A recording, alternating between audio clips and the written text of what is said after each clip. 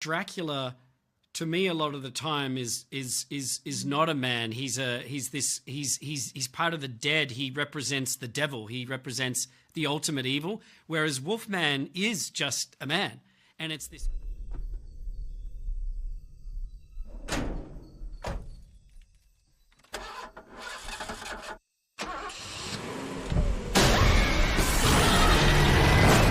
What makes a monster and what makes a man? Because I think this question is central when we talk about the difference between monster and humans, and it is even more so in reference to Blake's transformation arc. Yeah. I mean, the monsters, they're also different, aren't they? These classic monsters, like Dracula, to me, a lot of the time is not a man. He's part of the dead. He represents the devil. He represents the ultimate evil. Whereas Wolfman is just a man, and it's this curse that it's really a tragedy, Wolfman, because this transformation is happening against the will of the main character. And so I really leaned into the tragedy of the Wolfman story. To me, it's always been a tragedy, and the easiest allegory for me with transformation was disease, degenerative illnesses that change us. So that's what I was kind of leaning into with it. So in the case of Wolfman, it's very much man rather than monster, I think. Wolfman is often associated with the idea of inner struggle and transformation, but in your film, there's also a concept of familial disconnection. Perhaps the real curse for Blake is to break, is not to become like his father.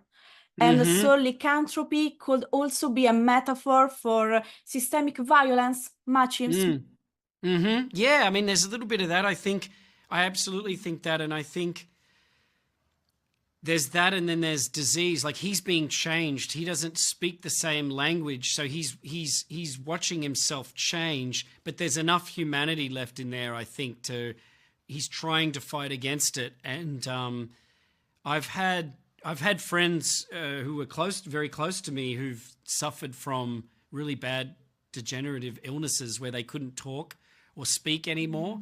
And it's just such a tragic thing to witness, and you're dealing with a different person. And those were the things I was focusing on with this movie, is what that experience is like when you can't speak to your family anymore, or you can't understand them and they can't understand you. Blake's transformation is very interesting, winking at a body horrors movie like the Fly and the Thing, and also a more iconic film like An American Werewolf in London.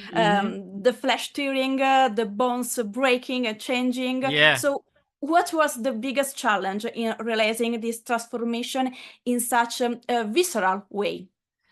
Well, I think the biggest challenge is to find a great makeup artist, because that's the person that's going to be doing, when people talk about American Werewolf in London, they usually focus on that one scene, Rick Baker's scene of transformation, which was so incredible. When people think of Lon Chaney as the Wolfman, they think of Jack Pierce's makeup. And, even if they don't know the name of Jack Pierce, they know his creation. That's a classic look. So the challenge for me was like, what can I do that is unique, that people haven't seen before? And it's about finding the right makeup artist. And Arian Tushin was the guy that I chose to do this movie. And Arian has worked on everything from Pan's Labyrinth he just did one of the latest Ghostbusters movies. He also did a film, I don't know if you saw that film Wonder, which came out a few years ago, about a young boy who had a facial abnormality that he was dealing with. And I just thought his work in that movie was beautiful, because it wasn't a horror movie. It wasn't presented in that context. It was this heartwarming family story. And like, seeing what he could do in that movie to use prosthetic makeup to be full of empathy, full of love. Do you know what I mean? Like, that is what I wanted. So really, it's all about who you choose to work with, and Arian was the right choice.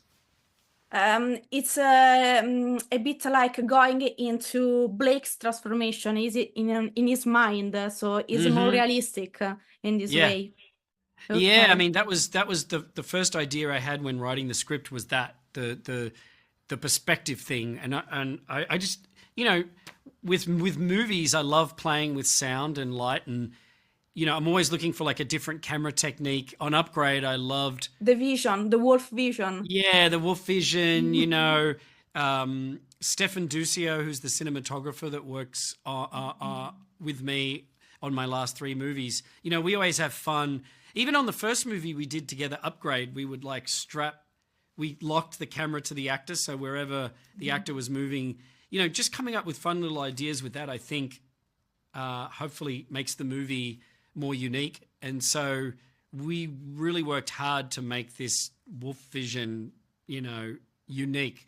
If somebody walks out and says, oh, I've never seen that before, that was unique, then I'm happy. What's wrong with Daddy? He got sick. Please, Dad, you're scaring me!